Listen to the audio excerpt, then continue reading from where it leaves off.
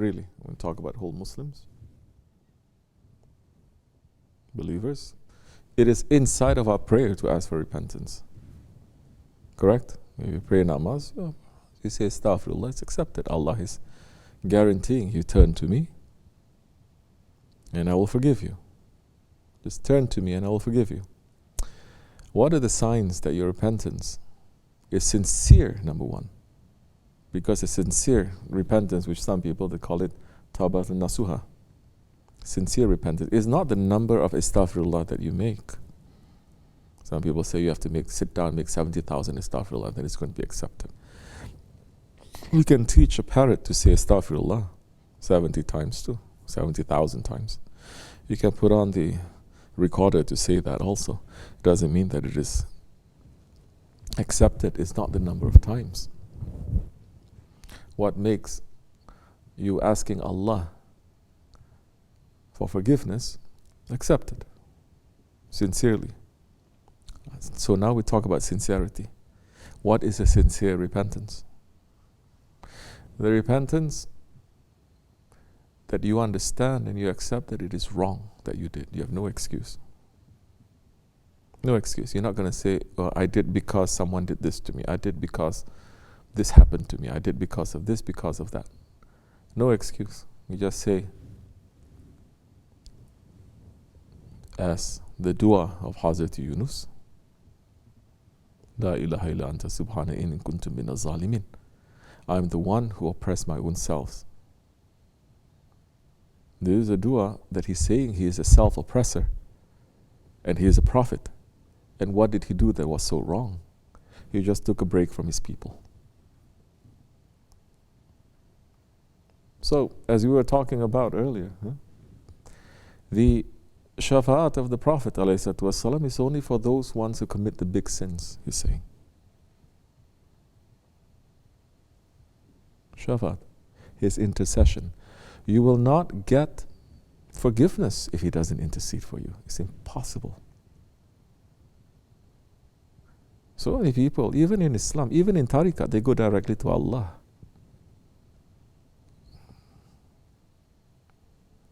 What happened to his Habib? The reason for your existence. The reason that the hell and the heavens, they are created. The reason why the angels are created. The reason why anything is created. What happened to him? You're going to sidestep? If you don't ask for his intercession, you will not be forgiven. Because on the day of judgment, as we were speaking about earlier, not even the prophets would dare to approach Allah to look at him. Not even the prophets. So many people, foolish Muslims, saying, can't wait for day of judgment, then I can see Allah. I can be with Allah. Are you understanding? Not even the prophets. They can guarantee their own forgiveness. They can own salvation. Their own safety. Not even the prophets. And they're all waiting for that Rahmatul lil Alameen, the title that Allah gave him. And all of mankind will run from one prophet to another to ask for intercession. Understand, on the day of judgment, everyone will know. Why are they not saying? Why Holy Prophet ﷺ is not saying on the day of judgment, everyone fall into sajda and ask Allah for forgiveness? Why? Why are they running to 124,000 prophets? Not tiring, asking. Because only then you're going to understand a little bit of the station of the Holy Prophet ﷺ. And you're going to run after him. So Ahli Tariqat is not understanding that station when it's too late. It's understanding that station now. And it's say, Astaghfirullah, because I'm not understanding that from the very beginning.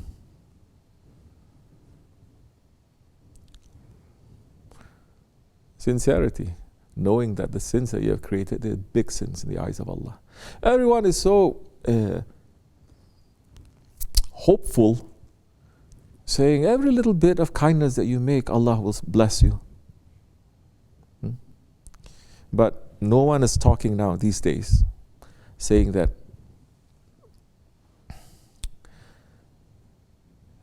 maybe Allah's curse will fall on you, and His punishment and His anger for small things that you did. Whole world is being punished now, whole world, because they are silent.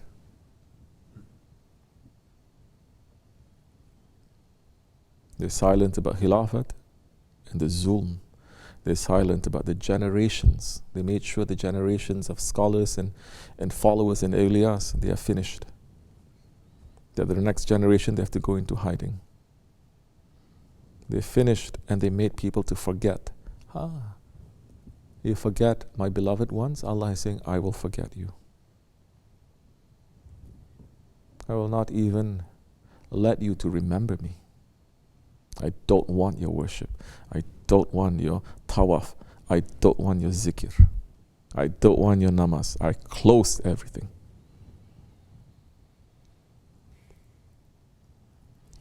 So we're asking.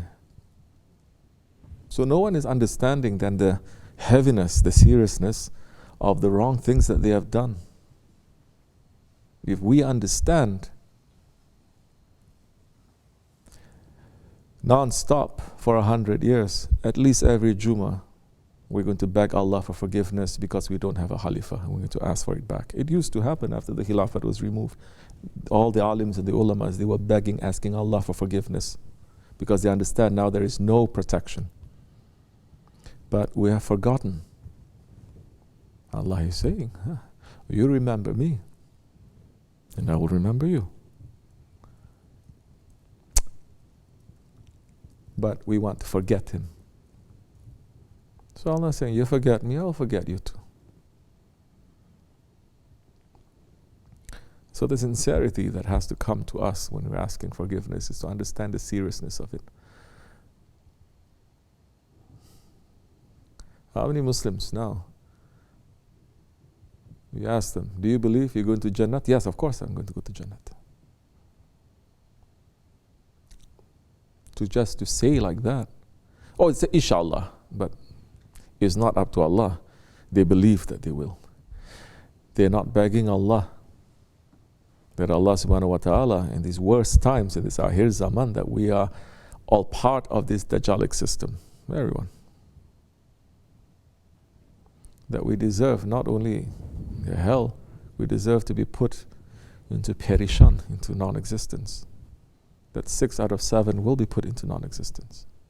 Not even worth to become fuel for the fires of Jahannam. That Ahli Tariqat has to be shaking, thinking, hoping, asking, and praying, and say it is not because of what I did or I didn't do, but it's because of the shafaat of those holy ones. That the Ottomans discovered long time. When the earlier regimes, they were running to kill the Ahlul Bayt, earlier regimes were pushing out all the awliya Allah. They were. The Ottomans were covering them, taking them in, protecting them, giving them their rights, and taking their words for something.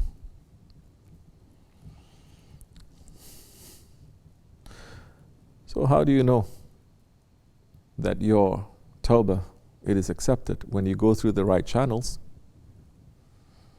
and that time it will be accepted based on your own sincerity, understanding that you're doing something that is wrong.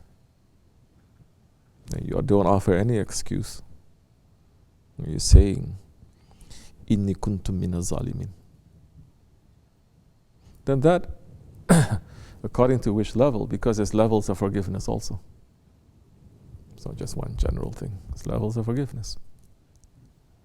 And the highest level of forgiveness is, as Shaykh Efendi is saying, I am Allah's weak servant. To understand that you're a servant, to understand that you're weak. Which means that you are asking Allah for forgiveness sincerely because of the wrong things that you have done and because of everything that you have done. And you're offering yourself as a person who has committed heavy sins, as we had read the letter of Sultan Abdul Aziz Khan to the Prophet ﷺ, saying that I'm the one who has committed heavy sins, to be used to that. How many people are used now to staying up night time and to cry to Allah? How many people are doing that even once in 40 days? You cry, Allah. You're not crying after Allah and His Prophet, you're going to cry after the dunya. You're going to cry after your own ego. Everything now, you don't fear Allah, huh? Allah is going to put anxiety in you that you fear your own shadow. This is what's happening to the whole world. If you fear Allah properly, then that time nothing is going to put fear in you, nothing. Who is that upstairs that they're making so much noise while we're giving sohbat?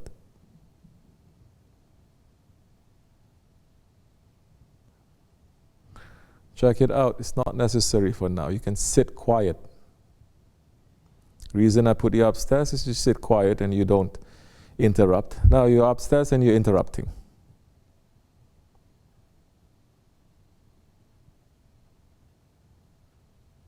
Don't be in ghaflat.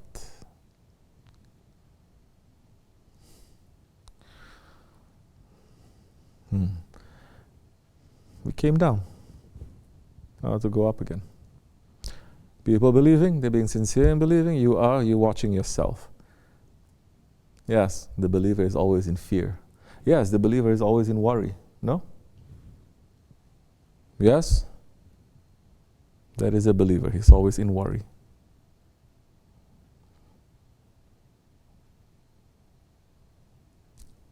If you worry about your Lord, you don't worry about anything else. Nothing. So what are the signs that Allah will not accept your tawbah? When you are not sincere in presenting your tawbah, when you are just saying it out of your lips, when you are not understanding what you did, why you did, to go deeper and deeper into it, and you don't struggle against it, and you don't fight against it, you're not following people who are fighting against it, and you're not holding on to someone who's teaching you how to fight. You're not that sincere. If you suffer from a sickness, everyone is going to be very strict, no? They're going to make sure that, okay, I have this sickness. I have to move away from people who are sick. I have to be with people who are helping me to fight it.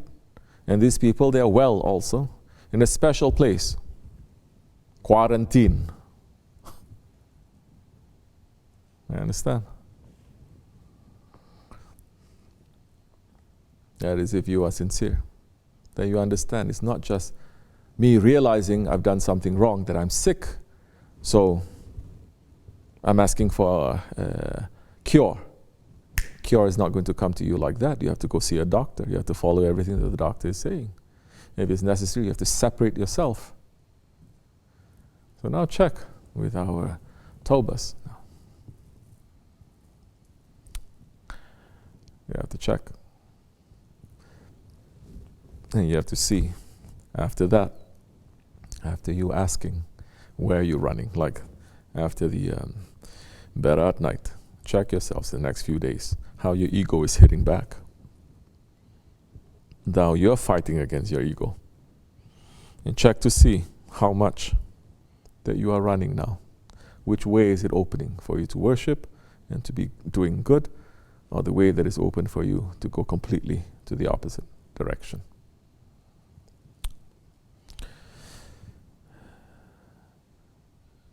We're asking from the owner of Rahmat that was given to him by his Lord, and whom he has given to others. We're looking to them. And we're asking them.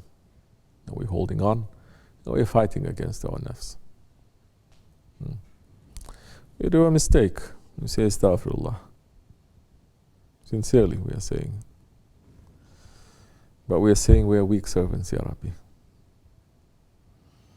That's why sometimes you hear some people saying, forgive us for the wrong things that we have done, that we are doing, and that we will do.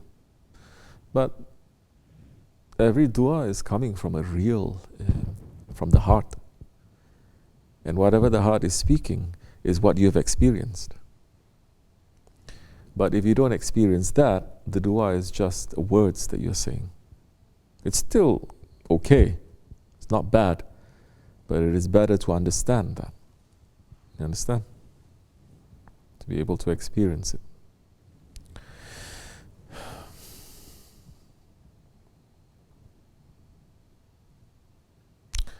There is no other shade except for the shade of the Holy Prophet ﷺ on the Day of Judgment. But where is the shade of the Prophet ﷺ now? Who is the one who is representing him? Who is the one that he has chosen to be on top of us to represent him? Run after that one. That one is going to show his mercy too. And when you are so sorry and he's showing his mercy, that's the time you wish to be put in hell. You understanding? Because you're saying, showing me so much mercy, and I know I don't deserve this. You don't run away feeling so happy also. May Allah forgive us, inshallah. For the sake of the Holy Prophet, alayhi salatu wassalam. SahibulSaif. Al-Fatiha.